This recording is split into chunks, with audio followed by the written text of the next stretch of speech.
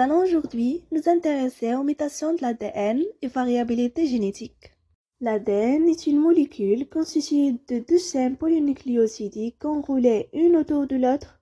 L'enchaînement des bases contenues dans les monomères nucléosidiques constitue un code responsable d'un caractère. Chaque ligne de code est appelée un gène. Lors du super-enroulement de la molécule d'ADN, les gènes restent localisables sur les pilotes formés, appelés chromosomes. On va les repérer par des bandes et leur attribuer un code.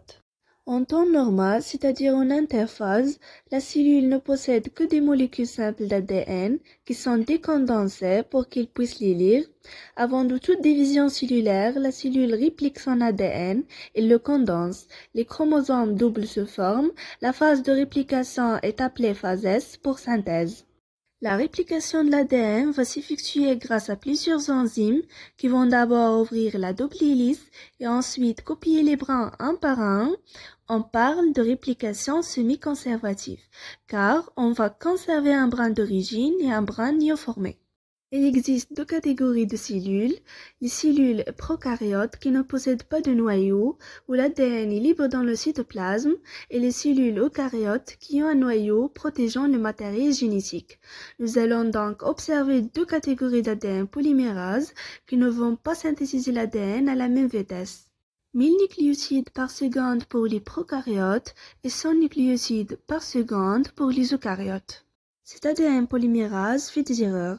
On observe en moyenne une erreur pour 100 000 nucléosides. C'est donc assez rare, mais c'est spontané.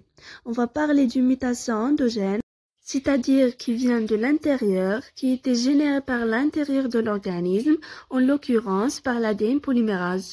Il existe une mutation exogène, c'est-à-dire exo-extérieure, qui sont provoquées, générées par quelque chose d'extérieur à l'organisme. On parle d'agent mutagène. Un agent mutagène est un agent qui provoque des mutations, qui provoque donc des changements dans le codage de l'ADN. Il y a deux catégories d'agents mutagènes, des agents physiques et des agents chimiques.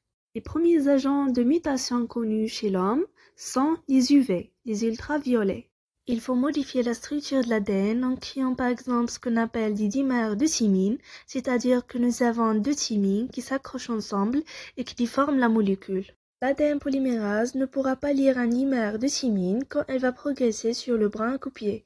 Elle va tomber face à deux thymines accrochées et ne va pas savoir quoi mettre en face puisqu'il ne pourra pas les lire. Elle va donc y avoir des bases qui vont être mises de manière aléatoire, qui ne seront pas forcément complémentaires. Nous allons donc voir une mutation apparaître. Si cette mutation est viable, elle sera conservée. Concernant les agents chimiques, on peut citer en exemple la chidine. Cette molécule issue de la eau et qu'on trouve dans les colorants s'intercaler entre les bases de l'ADN, provoquant un étirement de celle-ci, et quand l'ADN polymérase va passer, va rajouter des bases pour combler cet espace. On peut citer également un autre exemple, le benzopyrène. Cette molécule assez simple va interagir avec la guanine. On dit qu'il va la désaminer, c'est-à-dire qu'il va modifier un groupement amine. Ce groupement-là n'est plus disponible pour effectuer une liaison puisqu'il est relié au benzopyrène. Et à ce moment-là, dans la molécule d'ADN déformée par benzopyrène ici, qui est fixée sur une guanine, l'ADN polymérase, quand il avancera, ne pourra pas lire une guanine. Ceci ne sera plus compatible avec une cytosine, mais avec une adénine. Donc, l'ADN polymérase mettra en face de ce complexe une adénine au lieu de mettre une cytosine. Voici donc quelques exemples d'agents mutagènes, mais sachez que l'ADN peut aussi être modifié par des virus qui parasitent nos systèmes cellulaires et intercalent leur matériel génétique dans le nom. Les erreurs qui soient provoquées par des agents mutagènes ou par l'ADN polymérase lors de la réplication, elles peuvent être réparées. En effet, on constate par exemple que le taux d'erreur d'ADN polymérase qui est de 1 pour 100 000 nucléotides change à la fin de la réplication et n'est plus que de 1 pour 1 million de nucléotides. Ce qui veut dire qu'à la fin du travail de l'ADN polymérase, il y a une réparation des mutations qui ont été commises par celle-ci. Comment se passe la réparation de l'ADN? Vous avez ici un brin de l'ADN normal. Dans le cas où il y a une erreur, une partie a été mal répliquée, il va falloir réparer cette partie. Et cela va se faire en 3 étapes. D'abord, il va y avoir excision, c'est-à-dire en coupe, et élimination de la partie endommagée. C'est une enzyme, l'endonucléase, qui s'en occupe, puis l'ADN polymérase vient de nouveau se fixer et synthétise le morceau qui a été excisé.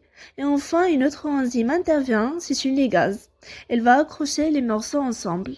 Mais il se peut qu'il y ait transmission d'une erreur de réplication. Prenons l'exemple ici d'un brin d'ADN. Lors d'une division cellulaire, on va voir réplication. Un des brins va être correctement répliqué, alors que sur l'autre, il va y avoir une erreur.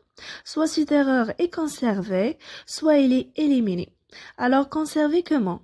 À la prochaine division, on va voir ce brin-là qui était correct, qui sera correctement recopié, et celui-ci qui possède l'erreur va être recopié correctement.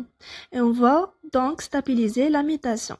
Il y aura transmission en cellules filles et de génération en génération de cellules, transmission de la mutation. Si cette mutation a eu lieu dans des cellules somatiques, cette mutation disparaîtra à la mort de l'individu. Si la mutation a eu lieu dans des cellules reproductrices, il y a donc transmission à la descendance et conservation de la mutation. C'est comme ça que l'on voit apparaître certaines maladies génétiques. Vous avez ici un exemple de maladie génétique. Vous avez ici en photographie une partie du visage d'un individu atteint de xéroderma pigmentosum. Cette maladie se caractérise par une sensibilité excessive de peaux UV, des troubles oculaires et un risque accru de cancer, bien sûr de la peau et des yeux.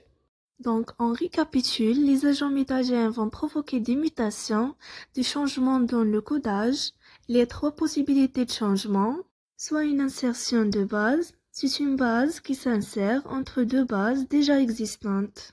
Soit une substitution, c'est-à-dire qu'une base va remplacer une autre base. Par exemple ici, un C devrait se lier au G, or par substitution, c'est A qui va se lier. Soit une dilution. Si on prend notre exemple précédent, une base va se supprimer, donc ici on reprend le G, et cela va provoquer du coup le décalage de toute notre séquence d'une base.